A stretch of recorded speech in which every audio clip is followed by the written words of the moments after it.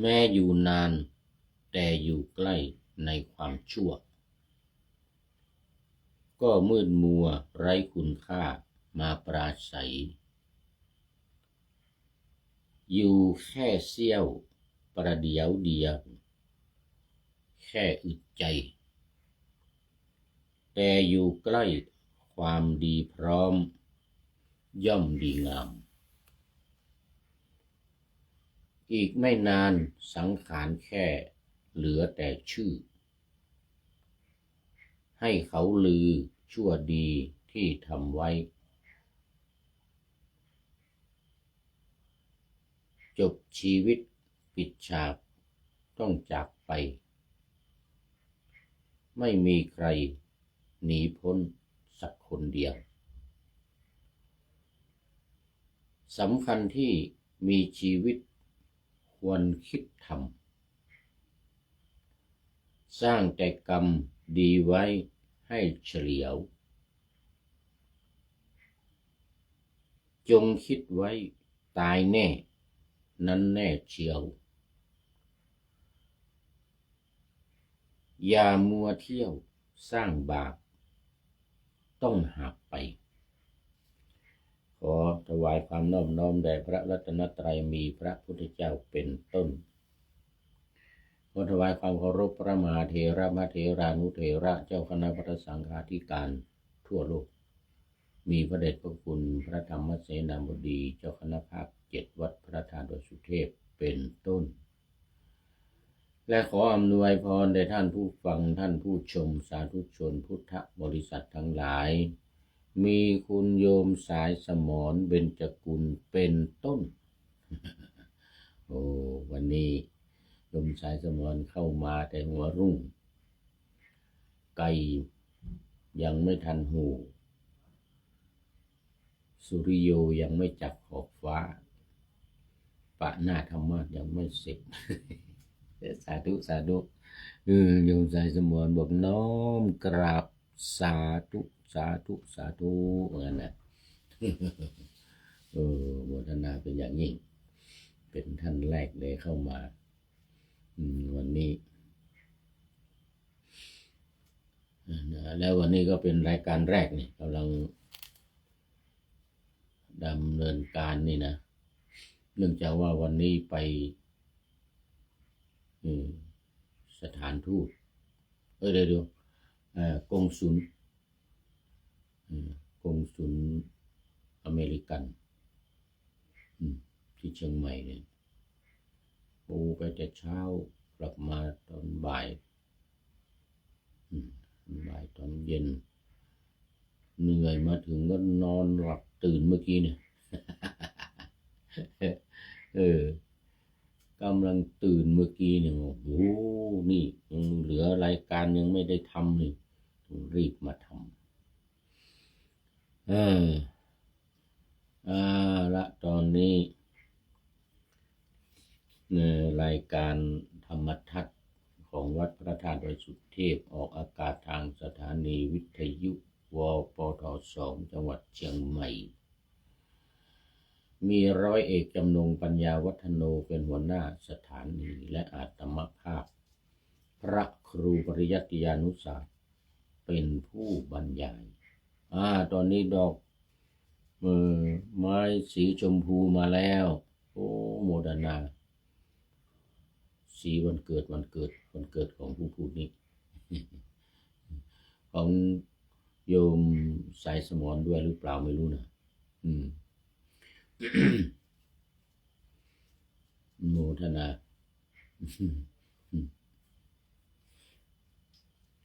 เนี่ยนมัสเตมาแล้วตามมาด้วยนมัสเตขาประจำ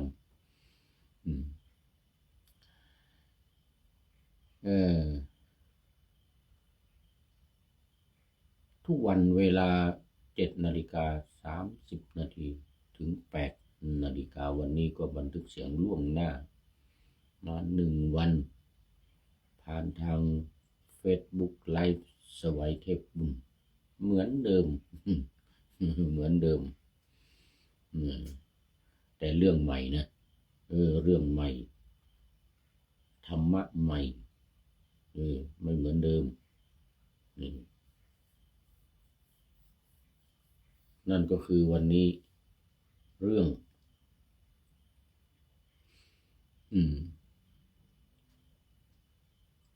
สังขาราสัจจตานัตถิ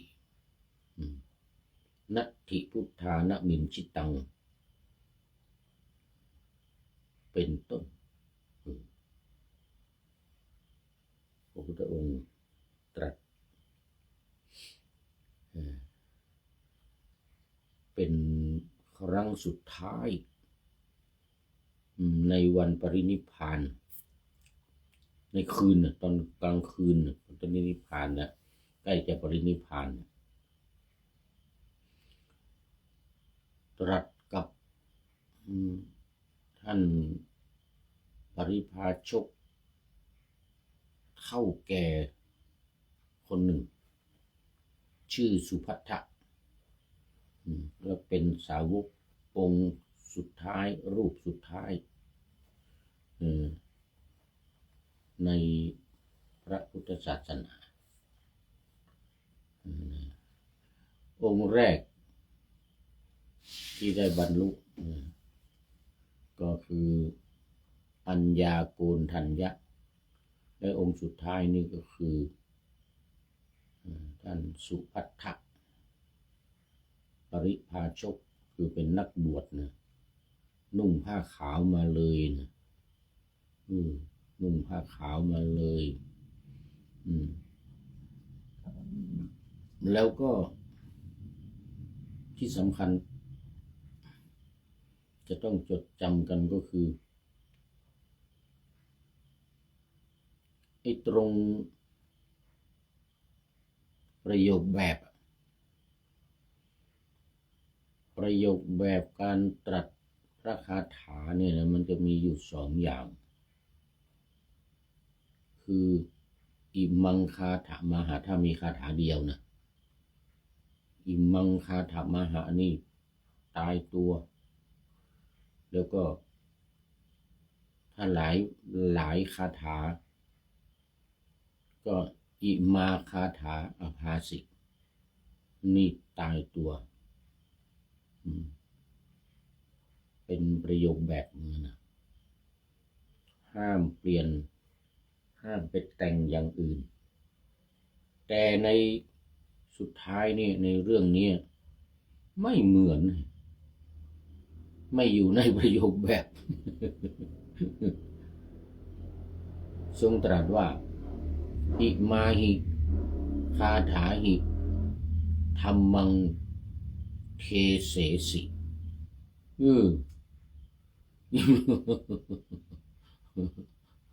อิมาหิคาถาหิธัมมังเทเสสิแสดงทำด้วยคาถาทั้งหลายเหล่านี้นี่ไม่ใช่อิมาคาถาอาภาสีนะไม่ใช่มันน่าจะเป็นการทิ้งทวน คิดว่าเป็นการทิ้งทวนไม่ใช่ธรรมดาเนี่ยโอ้วิเศษเลยพระพุทธเจ้านี่นะดูที่ผ่านมา45 ปีอิมาคาถาอาภาสิทั้งนั้นถ้ามีหลายคาถานี่นะคาถาเดียวก็อิมังอิมาเดี๋ยวคาถามหาอิมังคาถามหามั้งเนี่ยพระคาถานี้นะนี่45 ปีนะพระองค์ไม่เคยเปลี่ยนนะเป็นประโยคแบบตายตัวมาวันสุดท้ายนี่แปลกประหลาดเป็นการทิ้งทวน เป็นการทิ้งทวนอิมาหิคาถาหิธัมมังเทเสสิอย่างเงี้ยนะ เออไม่ใช้ตรัสภาคาถาทั้งหลายเหล่านี้นะใช้แสดงธรรมด้วยคาถาทั้งหลายเหล่านี้เลยเออสุดยอด สุดยอดอืมเสร็จแล้วก็ตรัสว่าตรัสพระคาถาว่า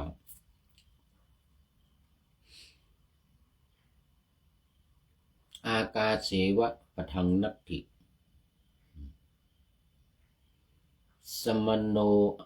สมโนนัตสมโนนัตถิพาหิโร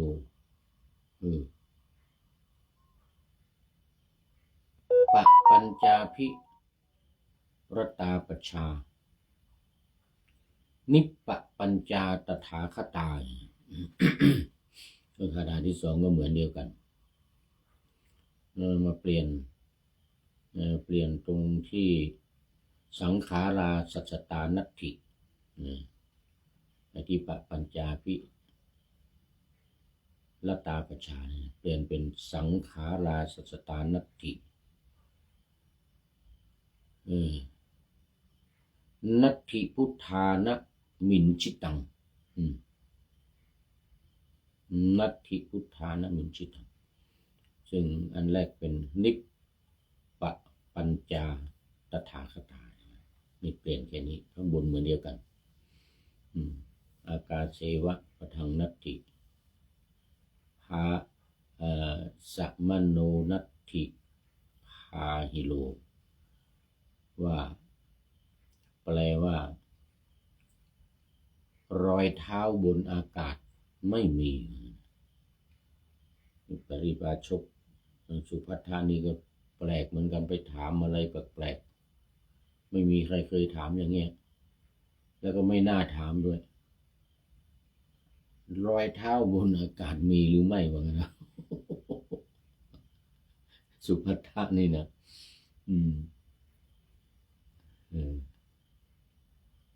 ถามแล้วโอ้โหตกใจเลยอ่ะรอยเท้าบนอากาศมีหรือว่างั้นนะมีหรือไม่น้อนี่มีหนอด้วยนะรอยเท้าบนอากาศมีหรือไม่น้อว่างั้นนะถามพระพุทธเจ้า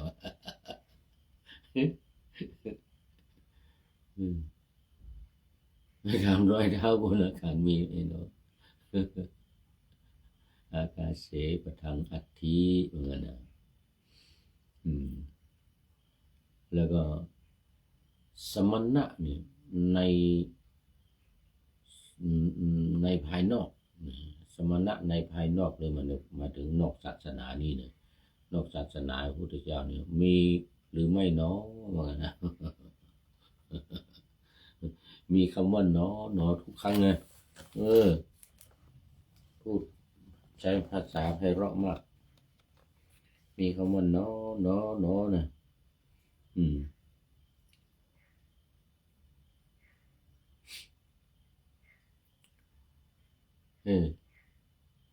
แ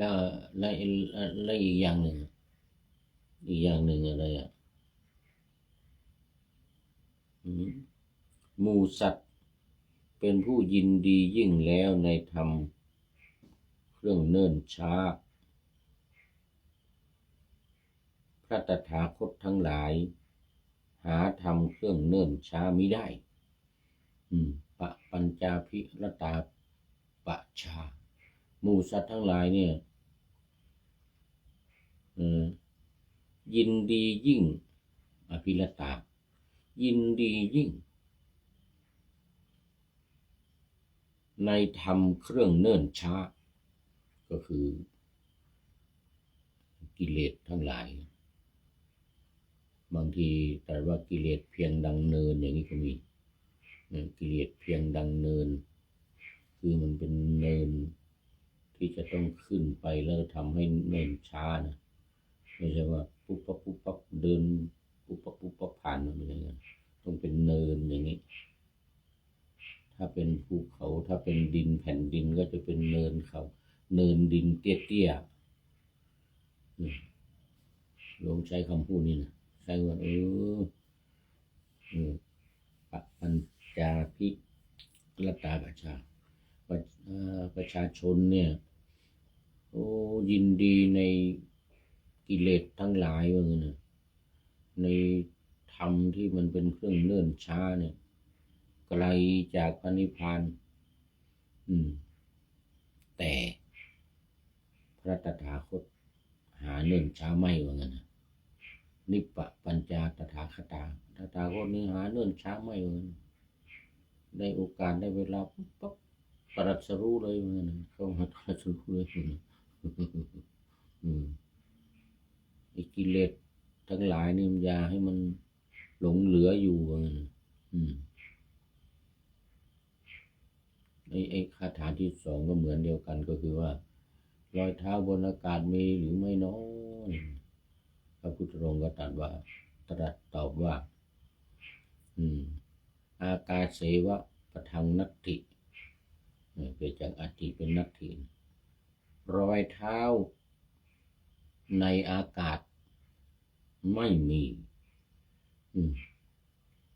อากาศเสวะปะทังนัตถิไม่มีทีเดียวเหมือนกันมีเอวะด้วยมีเอวะไม่มีเลยเชียวเหมือนนะนั่นแน่รอยเท้าบนอากาศไม่มีเลยเชียวว่างั้นนะไม่มีว่างั้นนะปฏิเสธสมณะในภายนอกก็ไม่มีว่างั้นนะสมโนนัตถิพาหิโลสมณะนอกศาสนาเนี่ยไม่มีคือสมณะแปลผู้สงบเลยผู้สงบหมายถึงผู้สงบจากกิเลสเหมือนในศาสนาเรานี่เหมือนในพระพุทธศาสนาไม่มีสงบทั้งหลายอาจจะเป็นสงบเข้าฌานสมาบัติสงบจิตสงบใจอะไรนั้นก็อาจจะมีในภายนอกศาสนาของเรานี่ไปนะเพียงแค่ว่าอย่างเรื่องฌานเนี่ยนะอย่างการเข้าฌานสงบจิตสงบใจเนี่ยมันมีทุกๆศาสนาเนี่ยมีทุกๆลัทธินี่เรื่องมันแต่ในพระพุทธศาสนาที่ว่าจะสงบจากกิเลสนี่นะไม่มีว่างั้นนะไม่มีแล้วก็บอกว่า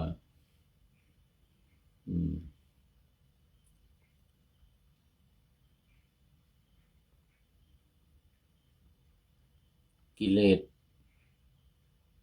สชาติเครื่องหวั่นไหวไม่มีแก่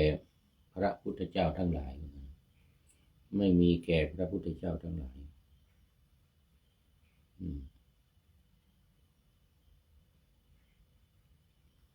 ไม่มีแก่พระพุทธเจ้าทั้งหลายสังขาราสัจจานัตถิสังขารทั้งหลายชื่อว่าเที่ยงไม่มีกิเลสชาติเครื่องหวั่นไหวไม่มีแก่พระพุทธเจ้าทั้งหลายสังขาราสัจจานัตถิ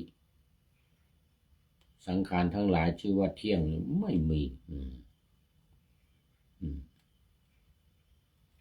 ก็มันไม่เที่ยงเป็นทุกข์เป็นอนัตตาเนี่ยที่ว่าเนี่ยที่ตรัสกับที่ว่าเนี่ยที่ตรัสกับท่านพระสุภัททะสาวกองค์สุดท้ายก่อนที่จะปรินิพพานนะก่อนที่วันปรินิพพานนั่นเลยเรื่องของเรื่องมันก็คือว่าปริพาชกคนเนี้ยเมื่อน้องชายในสมัยนู้นนะนานมาแล้วนะสมัยชาติก่อนนู้นนะในอดีตการนู้นนะน้องชายให้ทานอันเลิศถึง9 ครั้งน้องชายของเขานะในอดีตการนู้นนะให้ทานอันเลิศคล้ายๆอย่างอัศทิสถานนี่นะแก่พระพุทธเจ้าทั้งหลาย9 ครั้งไม่ทำตัวเองนี่นะไม่อยากทำมาทำในตอนสุดท้ายเกิดความท้อถอยว่างั้นนะ ให้ในการสุดท้ายนู่นน่ะน้องชายให้มาแล้ว9 ครั้งในในชีวิตทุกครั้งเวลาข้าวกล้าเสร็จนะทำข้าวในนาเสร็จนะมันเหมือนกับเดือน12บ้านเราเลยนะหรือเดือน11มันเดือนอะไรที่ออกพรรษาอะไรที่ในก่อนออกพรรษา1 เดือนนะทำข้าวกล้าในนาอะไรเสร็จเรียบร้อยแล้วก็ถวายมหาทานทุกครั้งถึง9 ครั้งครั้งสุดท้ายถึงได้ทำเนี่ยเหตุผลก็คือว่าที่ว่ามาได้ฟังธรรมของพระพุทธเจ้าตอนพระพุทธองค์ใกล้จะปรินิพพานแล้วก่อนหน้านั้นปฐมโพธิในช่วงแรกๆจนเหลือมัชฌิมโพธิในท่ามกลางไม่ได้ฟังธรรมจากพระพุทธเจ้าเหตุผลคืออะไรเหตุผลก็คือว่าแกเป็นคนที่ไม่ใช่ในอดีตการนะในอดีตการนั่นคือได้ถวายทานอันเลิศเนี่ยในตอนสุดท้ายใกล้ตัวเองจะตายในตอนสุดท้ายส่วนมาในชาตินี้ก็ปฐมในช่วงต้นอายุ30-40นะหรือแม้แต่อายุ50-60เนี่ยมัชฌิมะเนี่ยในมัชฌิมะเนี่ยก็ไม่ได้เฝ้าพระพุทธเจ้าเพราะอะไรเพราะคิดว่าเราต้องสนทนาธรรมถามแต่คนแก่ๆสมณะแก่ๆหรือพราหมณ์แก่ๆเท่านั้นเหมือนกันนะโดยคิดว่าพระพุทธเจ้านี่ยังหนุ่มๆสมัยตอนแรกๆนู่นนะไม่อยากถามเด็กๆเหมือนกันนะแล้วก็เด็กๆเนี่ยคงจะไม่รู้อะไรหรอกอย่างเงี้ยประมาทพระพุทธเจ้าเราว่าคงไม่รู้อะไรเด็กๆปากยังไม่สิ้นกลิ่นน้ำนมอะไรทำนองนี้นะ แต่พอตอนสุดท้ายมาเนี่ยก็เลยมาคิดได้ว่าถ้าเราไม่ถามเราก็ถามพวกพราหมณ์แก่ๆพวกปฏิบัติชกแก่ๆมาแล้วแต่ว่าไม่ได้คำตอบที่น่าพอใจเหมือนกันนะเราจะเกิดความเดือดร้อนในภายหลังถ้าว่าไม่ได้ถามพระสมณะโคดมเนี่ยนะเหมือนกันนะก็เลยคิดขึ้นมาได้หาคำตอบมานานจนเฒ่าจนแก่ไม่ได้คำตอบที่น่าพอใจก็เลยเข้าไปกราบทูลถามพระพุทธเจ้าพระอานนท์ห้ามสิพระพุทธเจ้าใกล้จะปรินิพพานแล้วไม่อยากให้เข้าไปรบกวนเหมือนกันยาบาไม่ให้เข้าเหมือนกันนะทะเลาะกันอยู่ที่หน้าประตูพุทธองค์ทรงสดับพระองค์ก็ทรงอนุญาตบอกอานนท์อย่าห้ามเลยว่างั้นนิวรยิว่างั้นนะอย่าห้ามสุภัททะว่างั้นสุภัททะเข้ามาถามปัญหากับเราเถิดเธอจะเป็นสาวกองค์สุดท้ายเป็นพระอรหันต์องค์สุดท้ายในชีวิตของเราอานนท์จึงอนุญาตให้เข้าไปเข้าไปก็ถามปัญหาอย่างว่านะถามแปลกๆก็แต่พระองค์ผู้เจริญชื่อว่ารอยเท้าในอากาศมีอยู่หรือหนอแล้วนะสมณะภายนอกแต่ศาสนานี้มีอยู่หรือหนอนะสังขารทั้งหลายที่ชื่อว่าเที่ยงเนี่ยมีอยู่หรือนะถามพระพุทธเจ้าก็ตอบ3 คำถามเนี่ยบรรลุเป็นพระอรหันต์เลยก็จะจบคาถานี่นะบรรลุเป็นพระอรหันต์เลย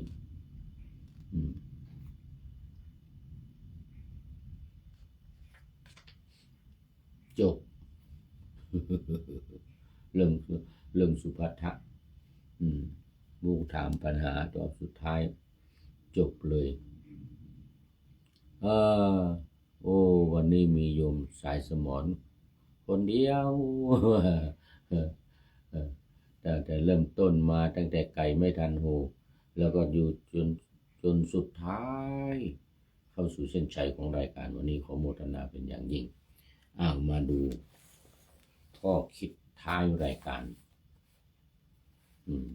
ข้อคิดท้ายรายการแม้อยู่นานแต่อยู่ใกล้ในความชั่วก็มืดมัวไร้คุณค่ามาปราศัยเหมือนกับสุภัททะเนี่ยโอ้อายุจนเฒ่าจนแก่แล้วแต่ว่าไม่ได้บรรลุมรรคผลนิพพานอะไรถามแต่คนเฒ่าคนแก่แต่พราหมณ์เฒ่าพราหมณ์แก่เท่านั้นคนหนุ่มๆไม่ถามเด็กๆไม่รู้อะไรปากยังไม่สิ้นกลิ่นน้ำนมโอ้เลยมาถามพระพุทธเจ้าไม่ถามเห็นพระพุทธเจ้าตอนเด็กๆพอตอนแก่มาจึงถามเนี่ยอยู่แค่เสี้ยวประเดี๋ยวเดียวแค่อึดใจแต่อยู่ใกล้ความดีพร้อมย่อมดีงามโอ้วันนี้ได้จากอภิเดชผลนาคนะอภิเดชผลนาคได้ให้ข้อคิดนี้ไว้อีกไม่นานสังขารแค่เหลือแต่ชื่อให้เขาลือชั่วดีที่ทำไว้จบชีวิตปิดฉากต้องจากไปไม่มีใครหนีพ้นสักคนเดียวอันนี้เป็นสัจธรรมสำคัญที่มีชีวิตควรคิดทำสร้างแต่กรรมดีไว้ให้เฉลียวจงคิดไว้ตายแน่นั้นแน่เชียวอย่ามัวเที่ยวสร้างบาปต้องหาไปโอ้วันนี้ข้อคิดดีมากจากคุณอภิเดชผลนาคในวันนี้ขอขอบคุณเป็นอย่างยิ่งสำหรับบทประพันธ์ข้อคิดท้ายรายการจากอภิเดชผลนาคในวันนี้ขอนำรายการธรรมะทัดไปก่อนแล้วจะย้อนมาใหม่ในวันหลังเพื่อให้ท่านทั้งหลายได้รับฟังพระธรรมเทศนังเหมือนดังเดิมเป็นธรรมะในพระไตรปิฎก3ธรรมบทอันงดงามบรรยายเสริมอธิบายใจความเหมาะมาต่อเติมยกนิทานดั้งเดิมเสริมบทธรรมขอทุกท่านสุขกายสบายใจปรารถนาสิ่งใดอันเลิศล้ำจงเพิ่มพูนตามบุญงามและตามกรรมที่ได้บำเพ็ญไว้ทุกประการขอเจริญพร